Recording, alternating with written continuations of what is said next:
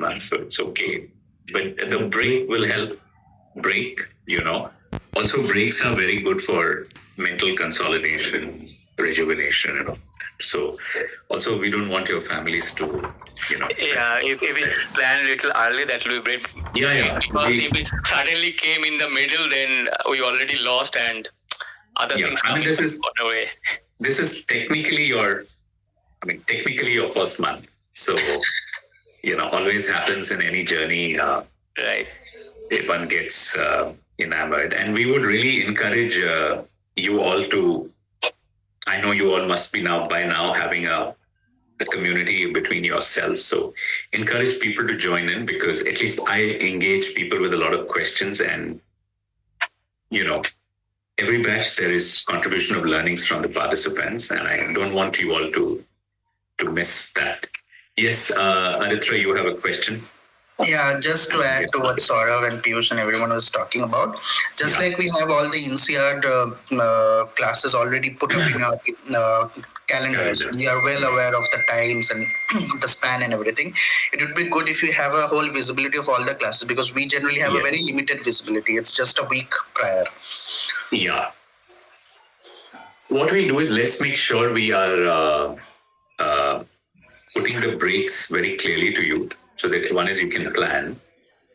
And broadly, our modules are laid out. I'll show it to you today. I don't know if Ranjan got a chance to show you the calendar. He may not have, because it was not expected of him to do that. And no, but the calendar has been shared already. So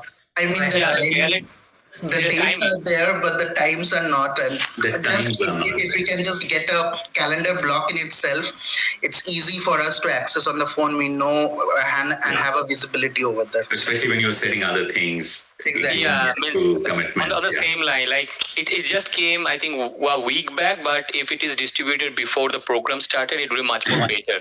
Because I have some planned in the month of March, and I struggle when I can book it. So I just try to align so that INSEAD classes will not be conflicted, right? Right. So that's what I'm trying to address. Yeah, and that's perfect. That's good dynamic planning. Try and make sure you don't miss the INSEAD session. Our sessions are recorded. I mean, we would love to have you live, but they are all recorded. And those recordings are also available to you for a long time after the course. So you won't miss anything. You can just catch up and, try and catch up on the session before you come for the next, so that, you are at pace. And if we are using some keywords or key messages from the last session, then at least you know. Okay. Welcome to a new module for you. Firstly, welcome back again. I will always welcome you whenever I start the session. So thank you. We are starting the module, which is a core of our program, called Business Strategy and Strategic Thinking. We're starting it today, and it'll go on for a full month. So it builds up. I know you all settled into the journey. The DT must have been an interesting experience. We pushed you to work in groups of 2, 3 just to brainstorm. It may not have been easy, because you're all busy, and this is not the core activity for you. But the few things I wanted to say is learning needs to be joyous. So if you have a stressful day, if you have a stressful week, don't worry. Catch up on the recording. Don't come to a session in a stress mood, because, you will not be able to solve your stress, and learning also may not happen. So the most important aspect of learning is to be in an open mind and relaxed mood. And then your participation will enhance the learning of everybody. Life will be like this for all of you, I'm sure. Multiple things. That's life for, to be honest, all of us.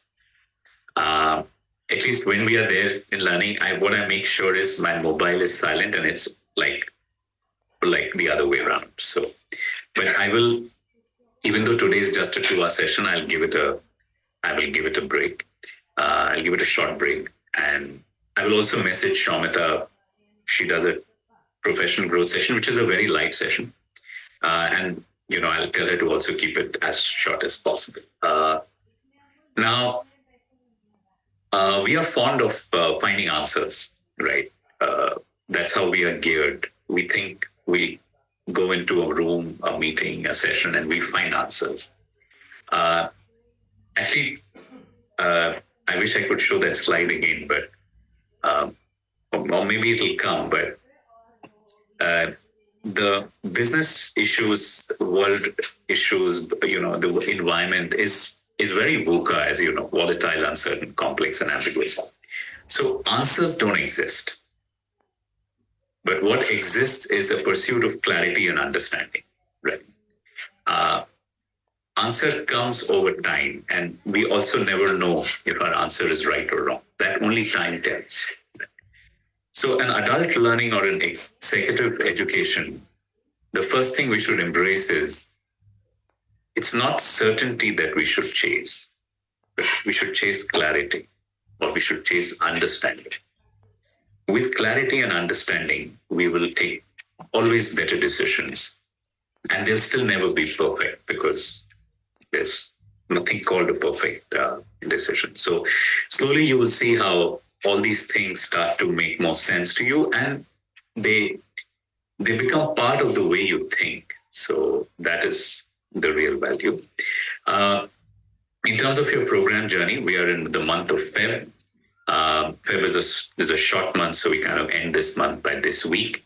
So we're starting business strategy and strategic thinking now, and it'll go on throughout the month of March. We will also have a design thinking workshop, one more session by Professor Manuel Sosa in March.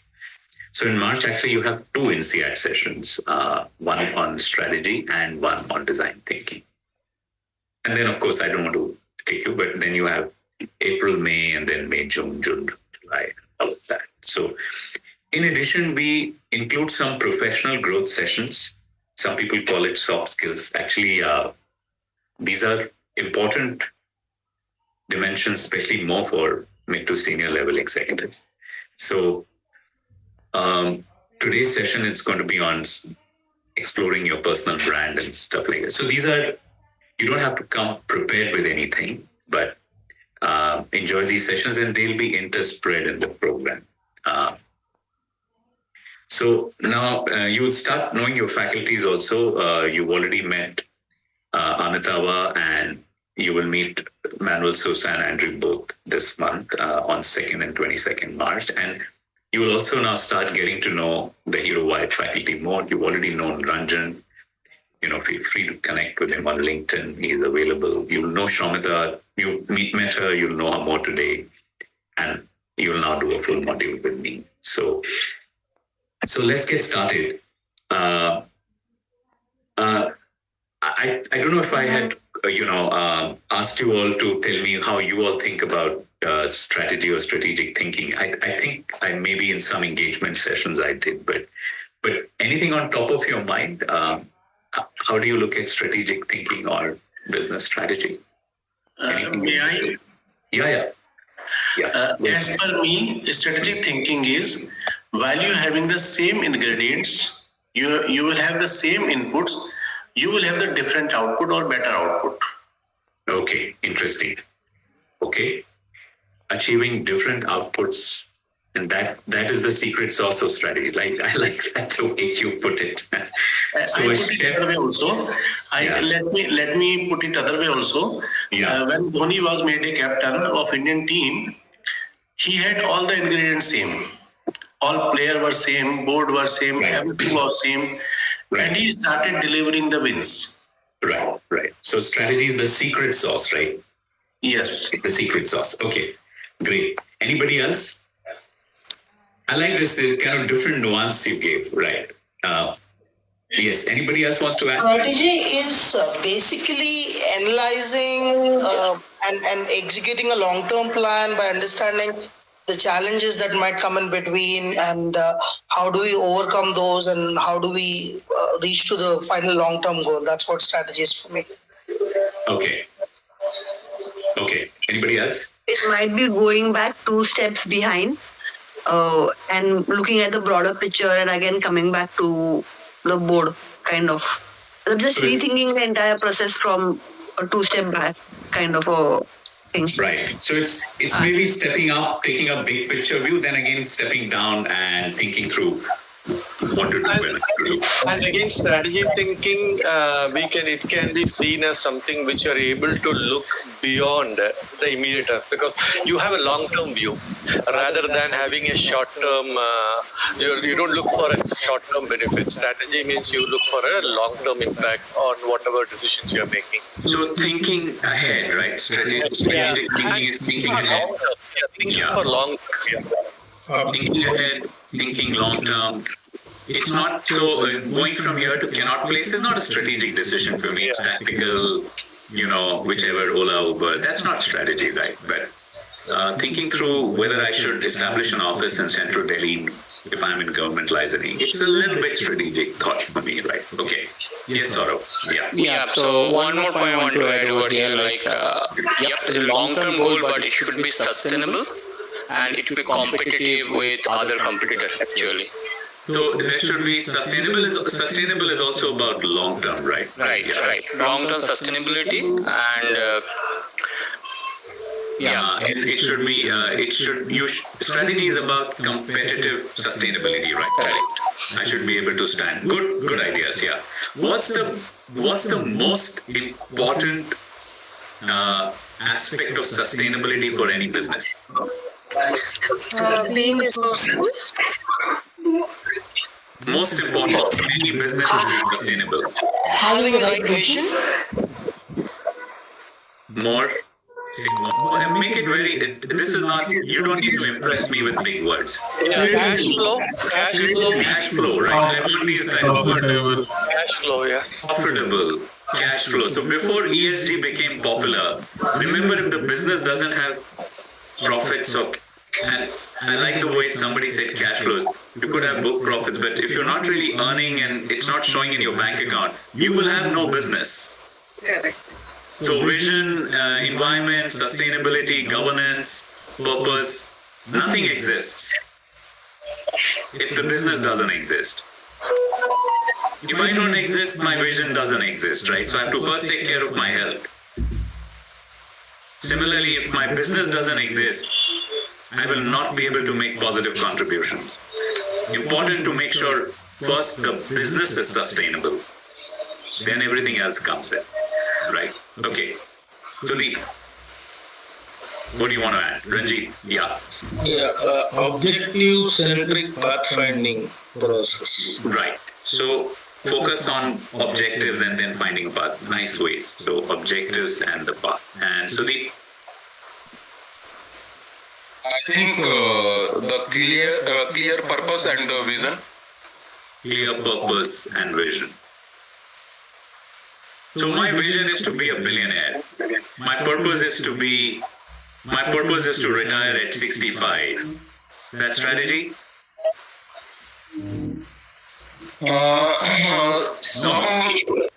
That is vision. That is my vision. Strategy is how will I make that happen, isn't it? Yes. Strategy is the how. It's not the what. Isn't it? Exactly. But we have to aim something to. It is the how to get the path. Absolutely. So strategy is the how to get to what you want, right? Roadmap kind of thing. Yeah. Just to add with what we were talking about the what and hows, Right. there's something called about the 5 W's and H, right? Wow. It's basically applying and implementing that to solve any problem. Well, what is the 5W and the 1H? So what, where, when, and Who? How is certainly the 1H. how. Yes. Why? Why? Why? Okay. Interesting. Okay, we move on. Neeraj, you want to add something? Okay, we'll move on. As I said, there's a lot to cover today. So today will be a little bit fast. That's not my usual style. And these are some thoughts that I wrote from interactions with other groups. It's a plan of action, etc. Somebody said it's about achieving profitable growth. It's about achieving profitable competitive advantage. And good strategy should mean, something like getting some advantage, right? Now, the first clarification is strategic thinking is not a task of one function. Right. There was an old school that said there should be a strategy function, a corporate planning function, a business planning function. It may exist, but strategic thinking is not just a prerogative of one function, right? In fact, strategic thinking is a competency that should be inculcated in all mid to senior level executives, right? And they could be in any function. They could be in project management. They could be in IT. They could be purchase, HR, overall business, of course.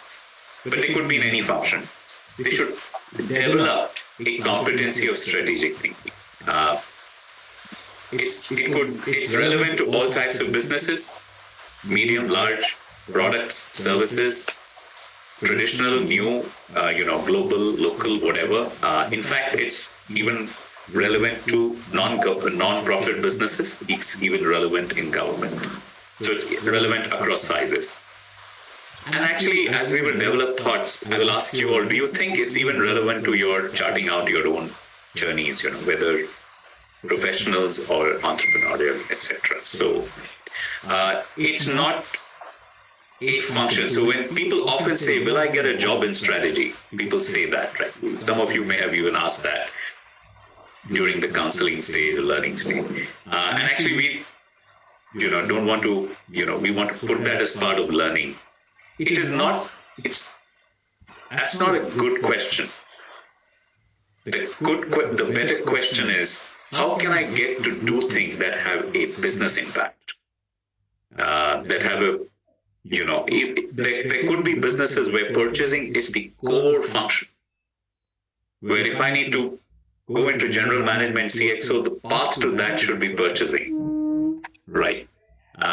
Anybody, I know we have Wing Commander here from Akasa, but any of you know Indigo Airlines, the two founders? Rahul Bhatia and Rajiv Gangal, or I don't know, forgot what Gangal, but do you know the background of Rajiv Gangal? Commander Sahab, do you know? Do you remember? No, I wouldn't know that. He was head of procurement at American Airlines. And I'll explain to you the structural advantage that he created at Indigo in our next session.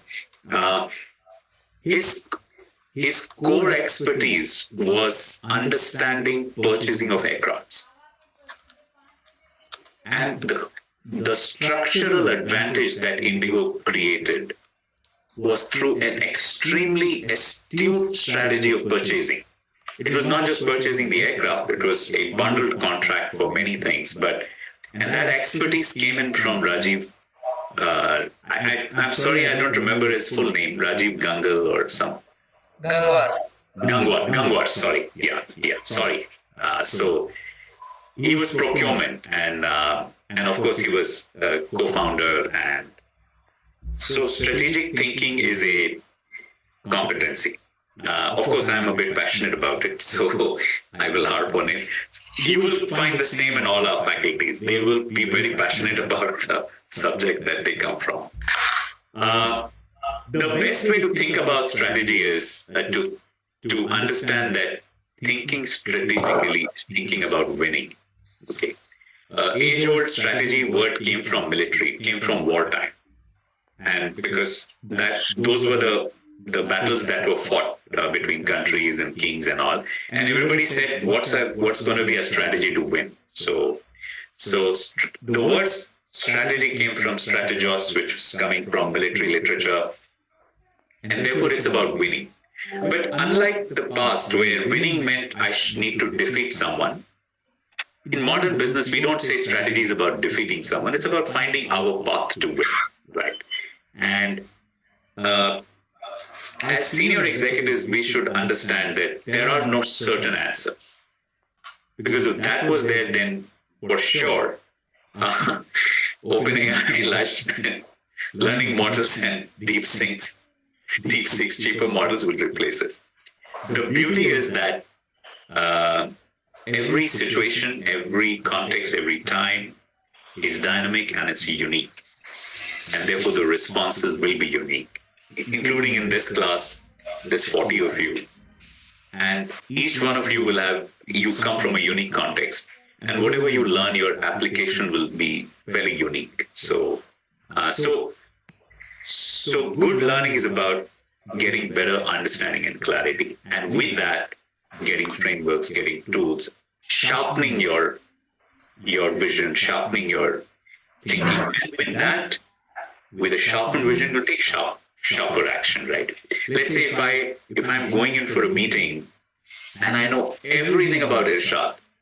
I know what Irshad likes. I know whether he likes cricket, he doesn't like cricket, whether he likes a 5-day style, a T20 style, who does he like, what coaches. If I know everything about Irshad, then I will play my game so much more sharper with him when I'm having a conversation, right? Eventually. So understanding and clarity is huge. And I don't need to know the certain outcome, but I'll play my game very well with him.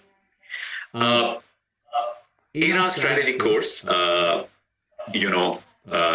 course, what I wanted to say is there's no right or wrong approach. We like to built in as some sort of an integrative, holistic approach to you.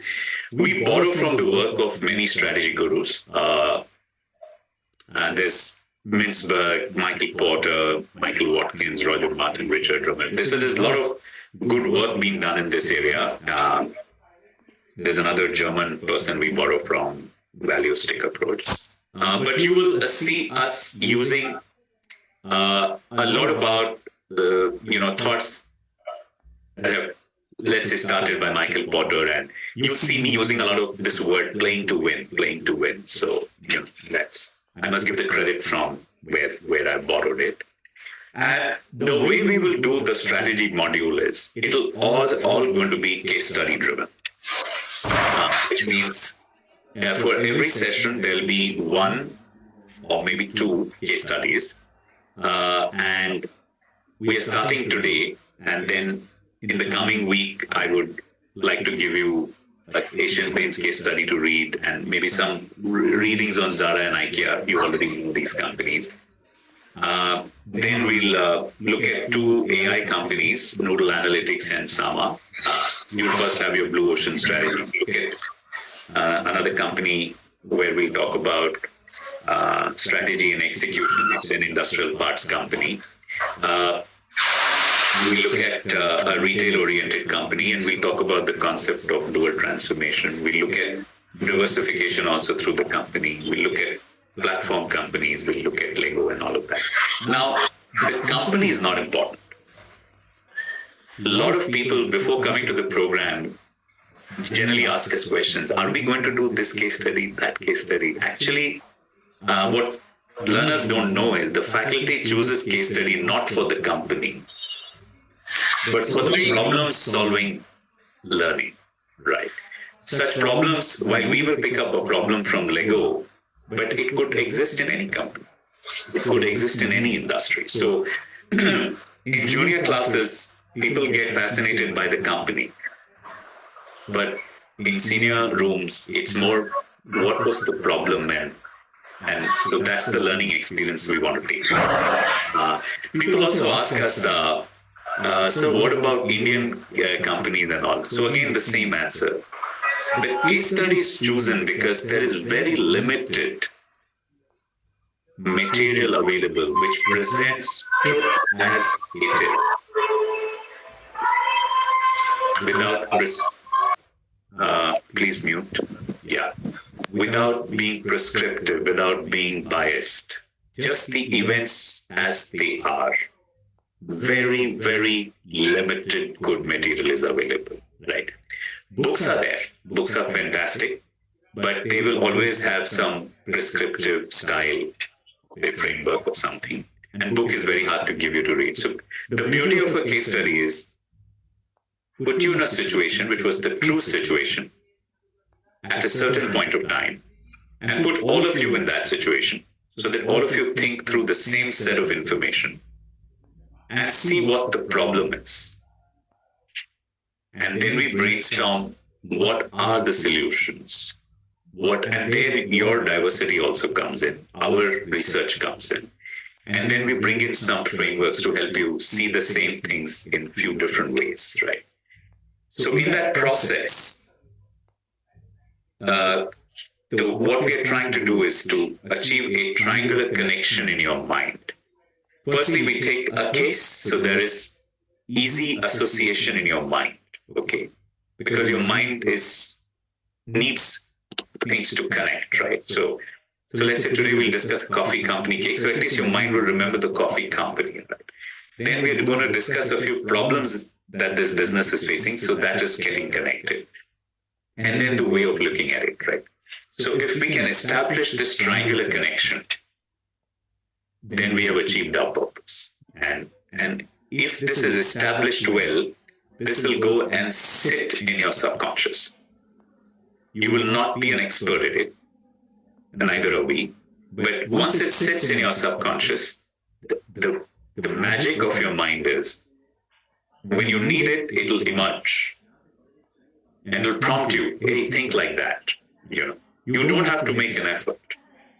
If it sits in your mind properly, it will come back to you. That's the beauty of your mind, right? So that's the style of learning we want to create. Let's see, we will succeed. And again, you will go through this again. And after every session, on Monday, you will get the deck that we are going to use. So you can review the deck. So, all of this will consolidate. So with that, I'm at 11:30. But it's like to orient you. So we thought of doing a nice case study with you today with some objectives. So I just wanted to ask you, and I'll make you take a poll. So how many of you read the case? I don't know how to launch a poll. Yeah, polls, correct. Yes. So here it is. Just give me a feel. If you've read it, just say yes. If you've not read it, just say no. It doesn't matter to me. I just want to get a feel.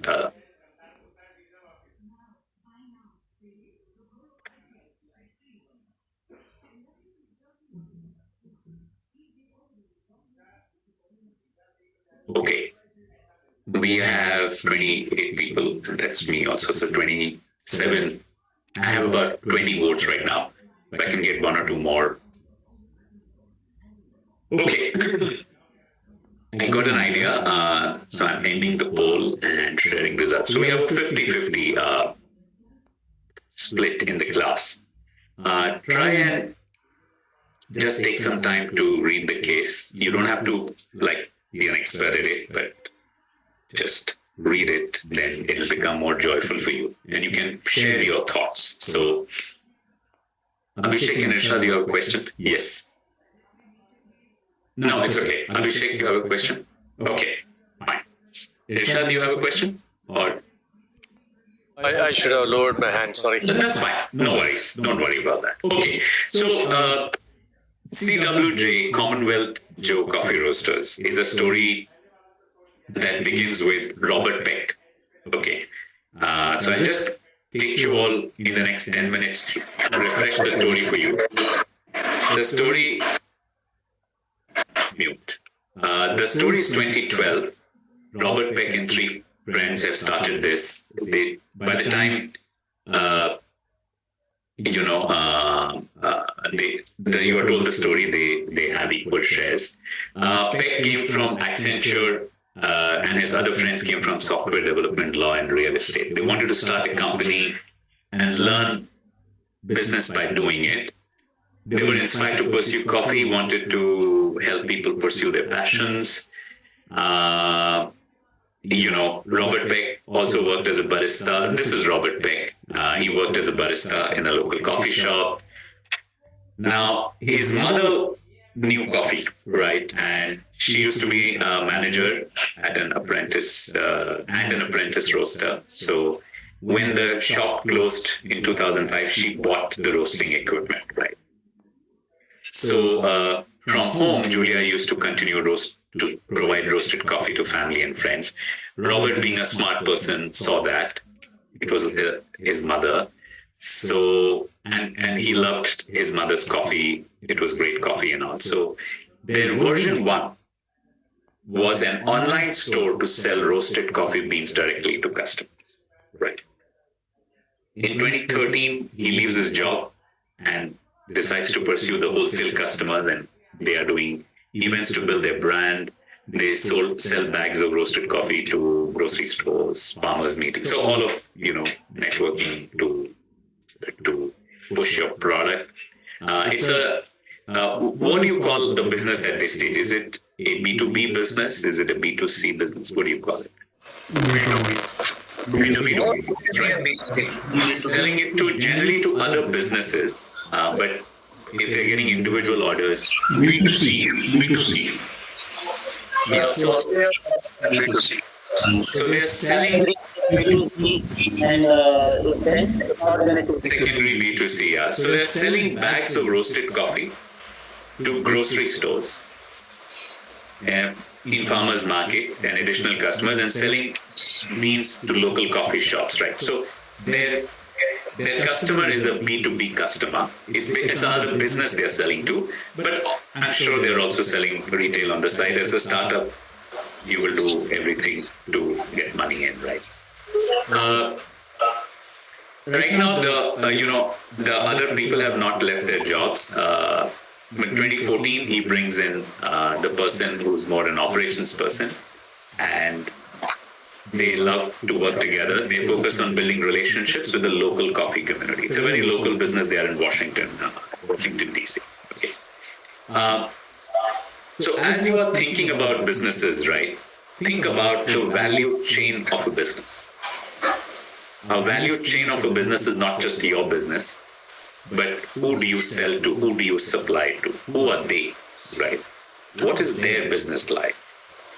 How good is their business? How much? So when you develop strategic thinking, people say we should think about the external environment. So the first thing you should get more awareness about is your own product's value chain, your own services value chain. Where are the source? Where are you sourcing things from, etc. And you should know more about them. That will help you be a better business strategic thinker. And then one thing we will often use in this program is the business model canvas, right? Fortunately, it's a nicer one-pager, and it has your value proposition in the center, your customer segments on the right, and how do you manage your customers through relationships and channels, your activities and resources, and your partnerships on the left. So at stage one, this is more a B2B business, selling to grocery stores, other coffee retail outlets, etc. And they're selling it directly. They're managing all the relationships themselves. Right? Now, in 2014, one of their customers, which owns a shack called the Java Shack, wants to sell out, and they approach. I mean, he asks Robert Peck, "Would you like to buy my shack?" How does this opportunity come to Robert Peck? You might have been suffering on the coffee beans. Exactly. Just is it something that Robert Peck goes and asks? No. Is it a LinkedIn email? It was through the engagement. Just through engagement, right? It's kind of serendipity. It happens to him, isn't it? Just through the contacts and networks that he has. He's just doing his business, but an opportunity comes to him. Actually, there's a lot of serendipity that happens in life, even in business. And most of you have experienced it, right? But anyway, so this excites Robert Peck a lot. He says this will be a game changer, but I will need to raise money to do this. I don't have the money. And it also puts a thing in mind that in the near term now, instead of doing wholesale sales, we will therefore manage this Java Shack, right? It's retail, it's more consumer touch and feel. And the reason he says we can't maybe think of doing both is because bandwidth is low. I'm the only one, right? So there is, I think they put some personal security, they raise money, and they buy this Java Shack. So January 25 onwards, they own this. They now own a coffee shop, and they are in the coffee shop all the time. Chase and Robert, right? they enjoy this. They use it to express their passion and the retail experience. Their employees love coffee. They grow the sales by about 17%. They're profitable, and all of this influences the way they are thinking. When you are successful, you enjoy it, right? And especially something that you enjoy doing. So that's the state of mind. Then they bring in the third guy, full time, who's more of a finance person. So now it's a good team now. And the case tells you many things about what they are experiencing and all of that. So now if you see version 2, the business model is now changed. Right. Of course, they must be having wholesale sales also, but now it's largely Java Shack, which is a retail coffee outlet, which is more B2C, right? Where say Ranjit, Sunil, and Prasanna are going in buying a cup of coffee. So, and obviously, when this changes, everything here changes also, right? In fact, your value proposition is now not about just the roasted good quality coffee, but it's the coffee experience. It's the whole experience that you're giving to the customer.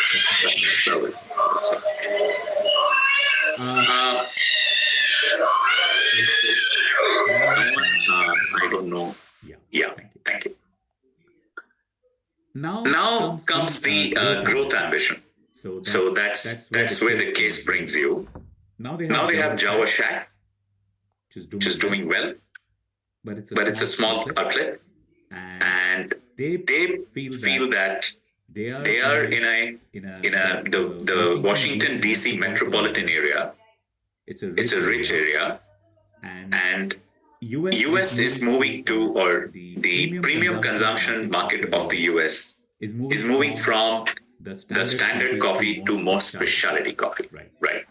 So from Dunkin' Donuts, Starbucks, and all of that, they want more. Companies like Blue Bottle, Intelligentsia, these are more specialty coffee experience companies, right? So they feel that Washington DC is a good place to expand, and they believe that they have, they love this business. They can run a good outlet. So they decide that they will, and roasting is their skill, so they know the back end also. So they decide to plan a hub and spoke type model. There'll be a hub, there'll be a roastery, there'll be centralized production. So they have economies of scale, and they will open retail outlets one by one. And so this is the vision they think about, and they believe that despite of Starbucks and these big outlets being there, they will win the game because they will create a much more personalized experience, right? And with this in mind, they say that we need to prove this concept by building our first location with our brand, Commonwealth Joe Coffee Roasters, and we'll create our own brand. And they want to put a great experience, right? So they want to really build a very good front end, a retail outlet, a coffee shop, if I can call it.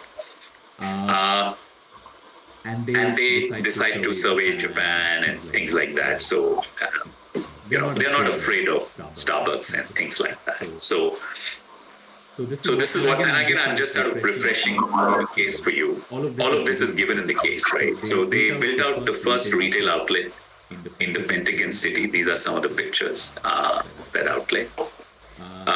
This is in 2016 Q1.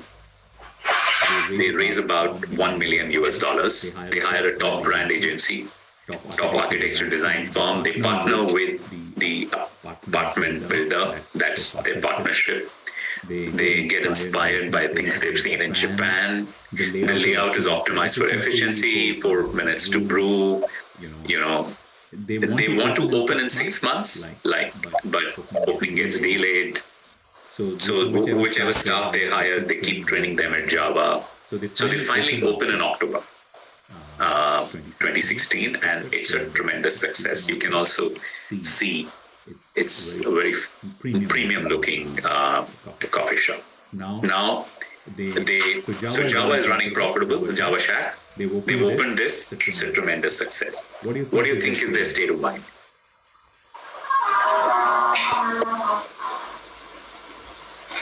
What do you think is their state of mind? Robert, Let's go more on retail. Yeah, they are super energetic. I'm sure they're anyway young, right? So, and it's not enthusiasm or passion based out of just an idea, right? They've done it. They've shown that they can do it. They are enjoying the success of it. So they obviously want to do more of it. So we are kind of moving up the value chain. Yes. Earlier we started with selling the beans, so they thought that's not going to help you sustain a lot. So it's adding value. So value chain you need to go on. So that's how they ended up being a premium coffee seller, coffee shop. Nice point, Irshad. Nicely said also. So right from selling roasted beans to kind of B2B wholesale type business to a Java Shack, which is coffee business, but not that premium. Now they have moved to a very premium outlet. Okay, good. Brand building exercise was happening. When the brand image goes up, the valuation will go. Yes. Then people will want to say, let's go to Commonwealth Joe for a cup of coffee. I'll see you there. So you're right. Brand has value, right?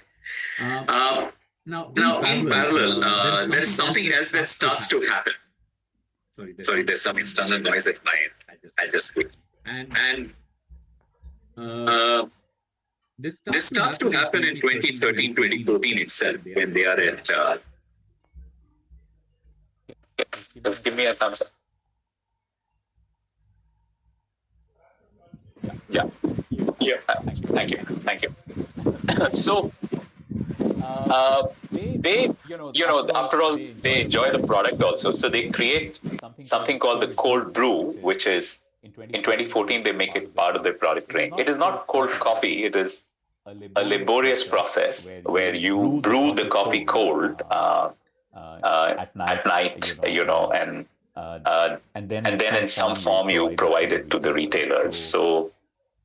It's more applicable in the summer months. So they kind of send it. They go and set up these pop-up cafes in some of the offices for a few hours, etc.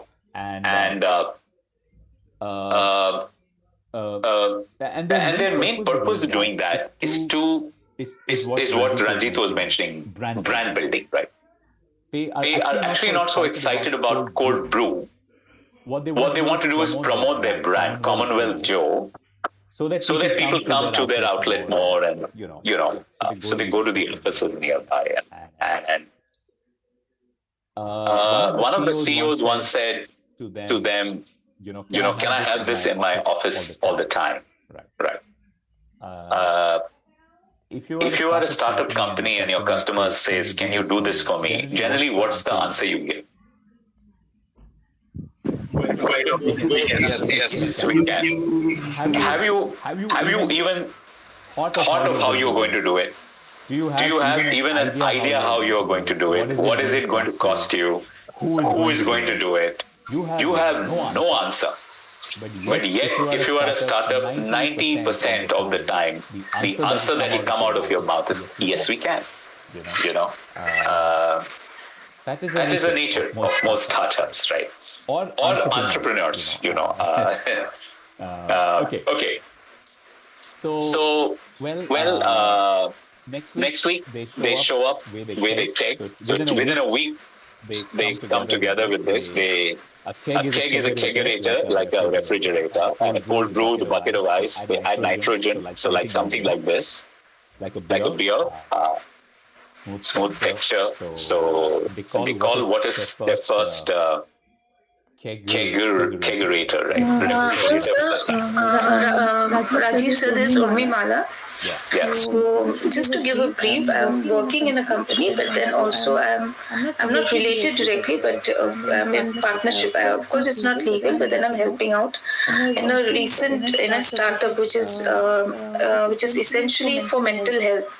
So in due to the question that you said, that if a client usually asks for it, at least from my experience, when I've told that we don't say yes directly.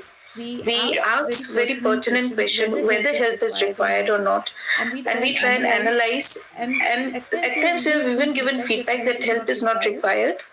Also worked on it that there are certain roles that many a times these clients are in very dire consequences because they are mental health patients, and most of the mental health issues are not well taken, are not in a country like India, are not being addressed.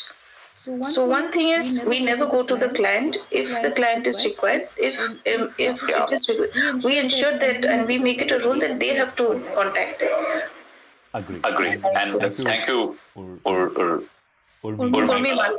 Yes, Urmimala. Thank you, Urmi, if I can call you that. Thank you for bringing that. Given a very good that has initially maybe gets but now over the time it has given us very good repo in the market, being more genuine, being more authentic. That's a very correct thing, especially in your area of activity. It's not just correct; it's very essential. And thank you for helping us pause and reflect on this good point, which is the ability to ask important questions. But what happens in the hustle part of the business, Urmi, which is the so-called commercial activity of the business? Entrepreneurs are very hungry for business. Okay? I'm not trying to suggest that should be what healthcare and that should do. But the commercial businesses, generally the entrepreneurs, when their customer says, "Can you do this for me?" they will generally say, they say yes, then they'll figure out. Right? So both exist. What you are doing is extremely right, and every business of your type, every enterprise of your type should do that. All professionals of your type should do that. But there's also the other type, which does this type. Right? So thank you. So coming back to this story, the first kegerator is installed. Again, it's serendipity. They don't plan. They've not even thought of doing this. Customer asks and they follow. Right. Okay. It's the first of its kind in Washington, and so maybe they sell a few more, and then they like this what they're doing. So they again put this on wheels to popularize. They go around their train stations and again tricycles and all. But in their mind, all of this is to promote and build their main brand. Now, but kind of unexpected growth starts to happen in 2016 in these office accounts. Right? Remember 2016 is also when they are building the Pentagon City. In October, they started that.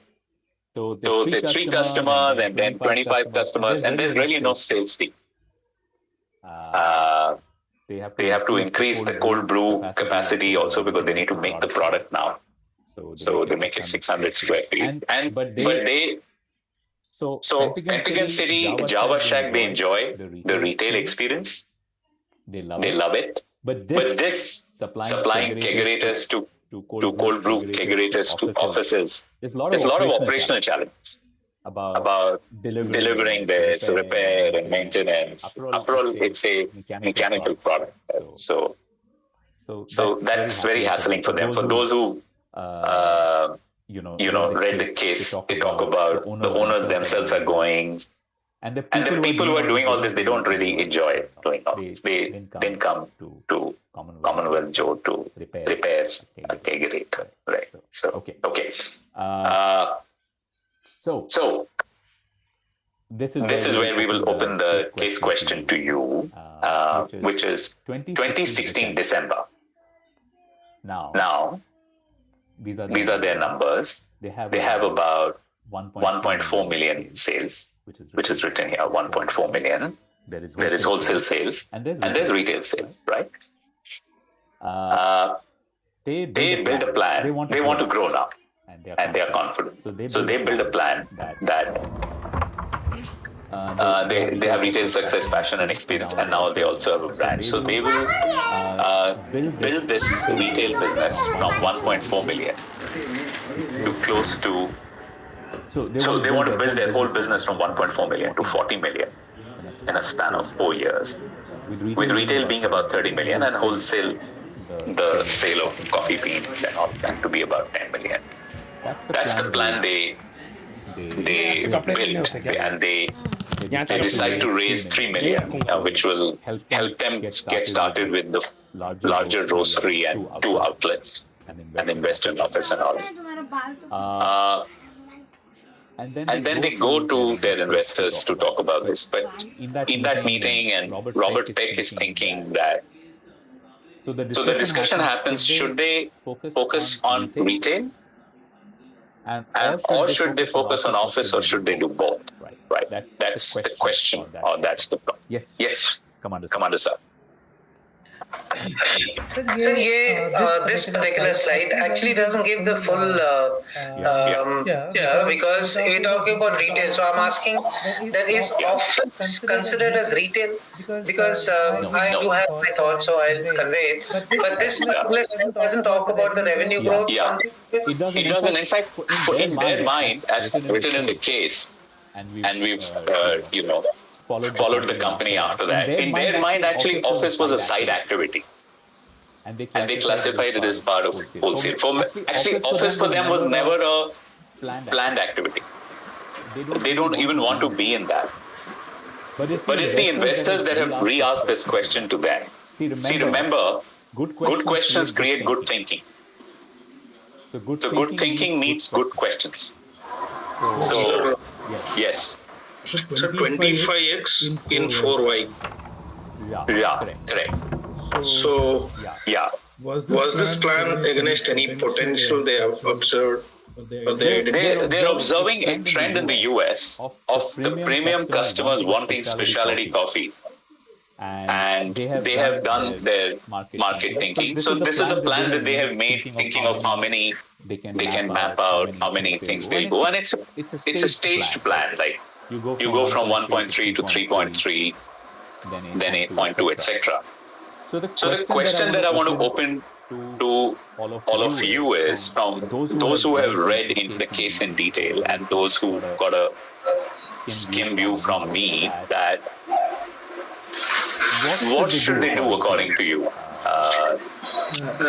They should, as per the data which you show, they should go for the wholesale, because the growth in wholesale is phenomenal. However, the growth in retail is to stagnant to 80% around. So let's take a minute before you give me your thoughts. Why don't you all give your vote? Stay with retail is one choice, or change to office, focus change to office is another choice, and pursue both is the third choice. So I'll pause for 30 seconds, think, give your votes. I would like everybody to vote. Rajesh sir, I'll just have one question once the poll is done. Of course, we will discuss. Yeah. No, I have one question on the chart. Of course. No worries. Rajesh, this is actually the kind of situation that I'm into currently, right? I work for an F&B startup where we're in the crossroads of whether to open more of clouds or more of dine-in retail outlets, right? So I can relate more to this now. Interesting. Thank you for sharing that. So we have 30 people in the room. 23 have voted. That's the information you have. We are always going to be taking decisions with limited information in real life. Never perfect information. So I have 25 votes. Okay. Let me capture it, and then I will take questions. Okay. So I'll end poll. I will share the results. And I will document this in my slide deck. So about 12% have said focus only on retail. About 8% have said go to office, and 80% have said keep both. Right. Okay. Fine. Now let me take your questions first, and then I will ask questions. So first, Aditya, you want to ask a question? Yeah, so if you can go back to the chart that was with respect to the strategy that they were looking at, I believe the wholesale is basically even the office business is considered as part of the wholesale, right? We don't have enough data, to be honest. Understood. But I mean, where does the office fit? Because right now, if we see the numbers in terms of share and the strategy, it shows that the wholesale business percentage share is they're trying to increase more weightage there vis-a-vis revenue. So that's why I wanted to get that. You can interpret. See, remember in life, everybody will interpret data in their own way. Not everybody will interpret data the way you are showing the data. They will have their own interpretation. They'll have their own questions. Half of their questions will remain unanswered in their own mind. We simulate real situations to you now, right? So, yes, Piyush sir, your question, then Shirazul, your question. And then I will have some questions more to engage you. Sir, if we go to the analyze profit and loss, Right. there we see that the majority of the profit is coming from the retail. Clearly, the profits are higher from the retail. How do you know that? Exhibit number 11.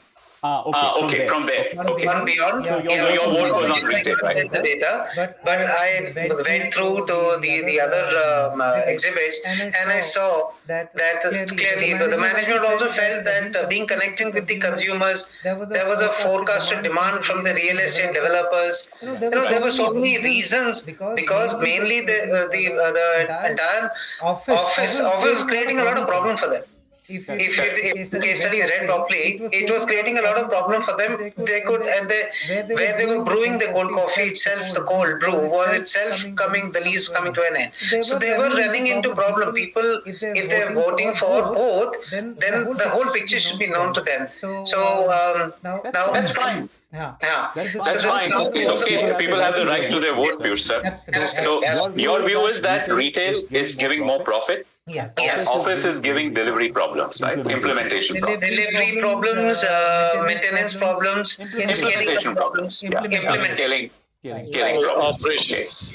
Operational problems. The retail, all the staff was trained for the retail, so there were some issues. They would have had to hire staff, train them. Then only the office would have probably become more profitable. Right now, retail seems to be more profitable, and the people were coming to the store. The branding was increasing.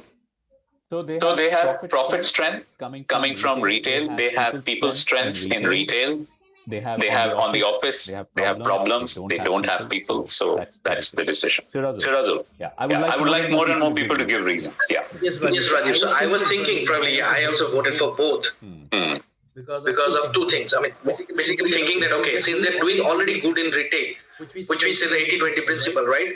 So if most of your profit is coming from 20% of your business, which could be retail, it makes sense for diversification and expand your business somewhere else as well, right? So I was my thought process coming from that. And secondly, I was also thinking if we had numbers in terms of the TAM and SAM, the decision or the decision in taking the decision could have been much better. Yeah. So it's good you brought in one question. So maybe that's it. Like I posed a question. What do you think CWJ doesn't know enough right now, right? Say or uncertainty. So one of your points is that maybe TAM, SAM, SOM of these two markets, right? Maybe they know, maybe they don't know. You don't know at least. So that's a question from your side. Yeah. Okay. Who else wants to give a reason? So my questions to all of you are as follows. And I'm not focused that much on the second question, or I'll come to that. But what should they do and why? So, Surya. I believe the reason to continue supporting for office space would help in their promotion as well. So do both. Because correct. So office helps in growing retail, right? Yeah. So it's like a way to grow your main business. So office is side business. Yeah. And office is office has reachability to a different set of the potential leads, right? Which is unlikely in a case that you get elsewhere. So that that's you get a premium outreach. Office is a way to acquire customers, actually. Yeah. Right. Okay. Good one. Okay. But you're saying they should do both, is it? I'm saying there should be both. One of it is working anyhow, where the other side is, and another part is to see what doesn't work in the office and see if there is any maybe a barista kind of person for a basic training, right? So Of course. one side doing some kind of smart mechanism. Solve what does not work. Okay. Correct. That's of course a solution mindset. Yeah. Aditra, you want to Yeah, add something? I want to just add one thing to what Surya was talking. I also believe that they should do both because Office gives them a higher reach. And people identify CWG by their cold brew. That's one of their USP, which no other competition has, and that's something that they should capitalize on. Yes, there are structural problems with the kegs and the supply chain, but that's something that's where they should solve it rather than completely junking out and going into a expansion spree. Yeah, it's something new. It's exciting. It's a first mover, so they should leverage that. Good point. Siddharth, you want to add something? Yes, so I am of the opinion of having the expansion on the office side of things. Okay. Though the revenue stream was much lesser, I mean, you could say the wholesale was the lowest one, and office cold brew giving them a little higher than that revenue. But the margins are pretty high. Margins are high. Yeah. In the office, are high. primarily because retail had a lot of costs that were coming in terms of rent and labor and rental and all that. Yeah. So let's if you don't mind, I'll ask you only. So how do these costs change? So if you're in retail business and you're growing, right? So to grow, you will need another retail outlet. So you will have rent. Right. With every retail, you will need a staff, so you'll have people. Right. So this is linear. So as you grow your sales, all your costs will increase in a linear proportion, right? Right. All cost, rent, electricity. Your capital requirement would be high. Capital requirement would be high. The capex will definitely increase, but simultaneously, if you look at your capex will increase, your opex will increase. But if you see from the other perspective, your bottom line also will look healthier. The reason being. Because you're able to generate more revenue. So you charge more for coffee naturally, so you'll be able to brand recall. And one other thing I just want to bring to the point. I mean, I know a point here is that I have spoken to few retailers, especially the big brands, who have a showroom in the malls, and they don't do any business. They don't do any. There are no footfall, nothing. But I ask them, how do you survive? How do you manage? They say that it's because what do you call it? It's just a marketing for them.